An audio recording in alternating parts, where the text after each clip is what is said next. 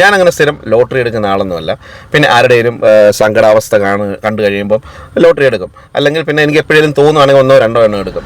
അങ്ങനെ ലോട്ടറി എടുക്കുന്ന ഒരാളാണ് ഞാൻ.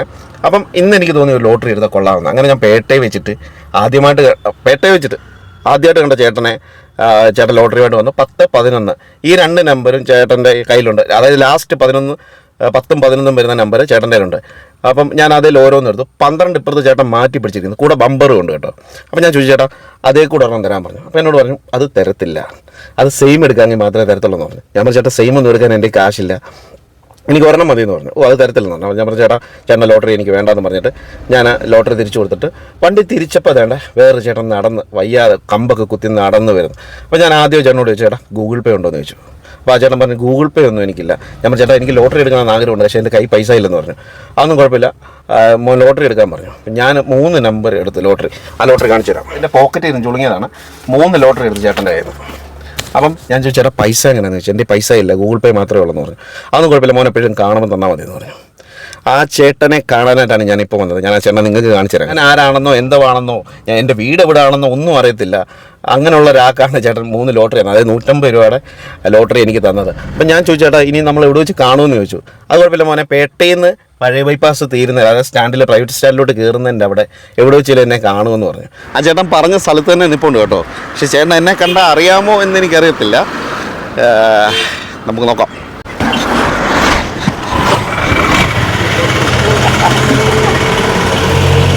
ചേട്ടാ എന്നെ ഓർമ്മയുണ്ടോ? നമ്മുടെ ടിക്കറ്റൊക്കെ എടുക്കുന്നതല്ലേ? ആ ടിക്കറ്റൊക്കെ എടുക്കുന്നതാ, ഓർമ്മയുണ്ടോ? ഇന്ന് നമ്മൾ എവിടെയെങ്കിലും കണ്ടായിരുന്നോ?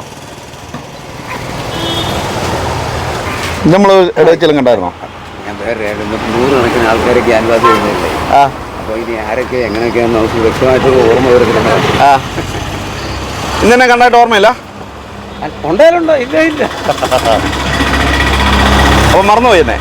മറന്നതല്ല. അതായത് രാവിലെ ചേട്ടനെ പേട്ടയിൽ വെച്ചൊരു 3 ടിക്കറ്റ് വാങ്ങിച്ചിട്ട് പൈസ ഇല്ലെന്ന്, ഗൂഗിൾ പേ ഉണ്ടപ്പോൾ പൈസ ഇല്ലെന്ന് പറഞ്ഞു. SBI ബാങ്കിൻ്റെ അവിടെ വെച്ചിട്ട്. വേറെ ആയിട്ടല്ലോ മോഡൽ ഇതല്ല, ഈ ലുക്കിലല്ലായിരുന്നല്ല അല്ലേ? നമ്മളിപ്പോൾ വേറെ ആയിട്ട് കാലിനോട് ആ ലുക്കിലല്ലെന്ന് ഓടിച്ചിട്ട് ഒരാളോട് ചോദിക്കുകയാണ്. ഇല്ലാത്ത കൊലപാതകം എൻ്റെ വഞ്ചി എടുത്തത്, എൻ്റെ വടിയും ചവിട്ടി ഓടിച്ച്, എന്നെയും ചവിട്ടി ഓടിച്ച്. പക്ഷെ ഒരു കാര്യമുണ്ട് ചേട്ടാ, ചേട്ടൻ എന്നെ അറിയത്തില്ല, ഞാൻ ആരാണെന്ന് പോലും അറിയത്തില്ല, എന്താണെന്ന് അറിയത്തില്ല. അങ്ങനെ ഒരാൾക്ക് ചേട്ടന് 3 ടിക്കറ്റ് കൊടുക്കുക. പോട്ടെ, നിസ്സാരം 150 രൂപയുടെ കാര്യമേ ഉള്ളൂ. കാരണം നിങ്ങൾ ആഗ്രഹിച്ച് രാവിലെ വന്നു കഴിഞ്ഞപ്പോൾ നന്നാരത്തെ ഒരു പേരെ അല്ലാതെ ഇത് ഒരു മനുഷ്യൻ്റെ ആഗ്രഹങ്ങളാണ് വരുന്നത്. മനുഷ്യൻ്റെ എപ്പോഴും എന്ന് പറഞ്ഞു കഴിഞ്ഞാൽ വേറെ കാര്യം, നമ്മുടെ ഏറ്റവും മുമ്പിൽ യാത്ര ചെയ്യുന്നൊരു സാധനമാണ് ഈ മനസ്സ്. നമുക്ക് ഇവിടെ കൊണ്ട് വേണമെങ്കിൽ നമ്മൾ ചേട്ടൻ്റെ പേരെന്തായിരുന്നു? എൻ്റെ പേര് ജോയി. വീട്? എൻ്റെ വീട് പുതുമൂടാ. ചേട്ടൻ എന്ത് പറ്റിയ? എനിക്ക് 2020 ഡിസംബർ 6-ാം തീയതി രാവിലെ ഞാനിങ്ങോട്ട് മുറ്റത്തിൽ കഴിഞ്ഞിട്ട് തലയ്ക്കൊരു ഷിക്കൽ ഏതാണ്ട് പോലെ കിട്ടുന്നുണ്ട്. പിന്നെ ആട്ടഹില്ലെന്ന് പോലെ വീഴുണ്ട്. അവിടുന്ന് ആദ്യം വന്നു, അവിടുന്ന് കോഴഞ്ചേരി എന്ന് പറഞ്ഞ് കോട്ടയത്ത് മറ്റേ സ്ട്രോക്ക് വന്നതാണ്. അത് കഴിഞ്ഞ പിന്നാണോ ലോട്ടറി കച്ചവടം തുടങ്ങി? അത് കഴിഞ്ഞിട്ട് ഞാൻ ഈ ലോട്ടറി തുടങ്ങാൻ തുടങ്ങിയിട്ട് ഇപ്പോൾ 15 ദിവസമായല്ലോ. അത് കഴിഞ്ഞ് ഇങ്ങനെ ഏറ്റവും വിശത്തെന്ന് പറഞ്ഞു. 15 ദിവസം കൊണ്ടൊക്കെ ഇങ്ങനെ കടവൊന്നും ആർക്കും കൊടുക്കില്ല. എനിക്കത് വിഷയമല്ല. കാരണം എന്ന് പറഞ്ഞാൽ വേറെന്താ, മറ്റൊന്നും അല്ലെന്ന്. നിങ്ങളുണ്ടേ നാളെ എനിക്ക് ഇതുണ്ട്. ആ ജസ്റ്റ് എന്ന് പറഞ്ഞാൽ എങ്ങനെയായാലും ഒരാൾ ഓർത്തിരിക്കും. നേരെ മറിച്ച് ഞാൻ രാവിലെ പറയാം 4 മുതൽ 7 രൂപ നേരത്തെ എന്ത് ജോലിയാണ് ചെയ്തത്? ഞാൻ തടിപ്പണിയിൽ കൂടുതൽ ഏറ്റവും കൂടുതൽ കെട്ടിട നിർമ്മാണം, മൈസരിയല്ല, മൈക്കാട് പോരാട്ടം കാണും. അത് കഴിഞ്ഞ് ഏറ്റവും കൂടുതൽ ഞാൻ ചെയ്തിട്ടുള്ളത് തടിപ്പണിയും അതുപോലുള്ള രോഗങ്ങളായിട്ട് അംഗീകരിക്കുകയായിരുന്നു. കാരണം ഏത് വീട്ടിലും എന്നെ അറിയപ്പെടുന്നത് വട്ടരിയായി. അത് പത്തനംതിട്ട ജില്ലയിൽ പിന്നെ ഞാൻ പോയിട്ടുള്ള സ്ഥലങ്ങളിൽ പോയിട്ട് പട്ടരെന്ന് പറഞ്ഞു കഴിഞ്ഞാൽ ഇപ്പോൾ എനിക്ക് 63 വയസ്സായി. ആ പ്രായത്തിലെന്ന് പറയുന്നവരെന്ന് പറഞ്ഞ് ആരുടെ ബഹളം ഉണ്ടാക്കിയതുകൊണ്ടോ വഴക്കുണ്ടാക്കിയതുകൊണ്ടോ അതിൻ്റെ പ്രശ്നങ്ങളുണ്ടാക്കി 100% ആൽക്കഹോളിൽ ചാടില്ലായിരുന്നു. കച്ചവടമൊക്കെ ഇന്നത്തെ കഴിഞ്ഞോ? ഇന്നത്തെ ക്ലോസ് എപ്പോഴാണ് തീർന്നോ? ലോട്ടറി എല്ലാം തീർന്നോ? അപ്പോൾ പൈസ വേണ്ടേ? കിട്ടിയാൽ വാങ്ങിക്കും, അല്ലെ എന്ന് കിട്ടിയാലും വാങ്ങിക്കും, അല്ലെ അതിങ്ങനെ കിടക്കും. അത്രയേ ഉള്ളൂ. ഇതെന്ന് പറഞ്ഞാൽ നമ്മുടെ പറഞ്ഞാൽ ആരും ഇതൊന്നും വെച്ചുകൊണ്ട് വരുന്നതാണ്. ഇന്നത്തെ ഇല്ലായ്മക്കാരൻ നാളെ ചിലപ്പോൾ മുതലാളിയാവും, അവൻ മറ്റന്നാൾ കോർപ്പറേറ്റാണ്.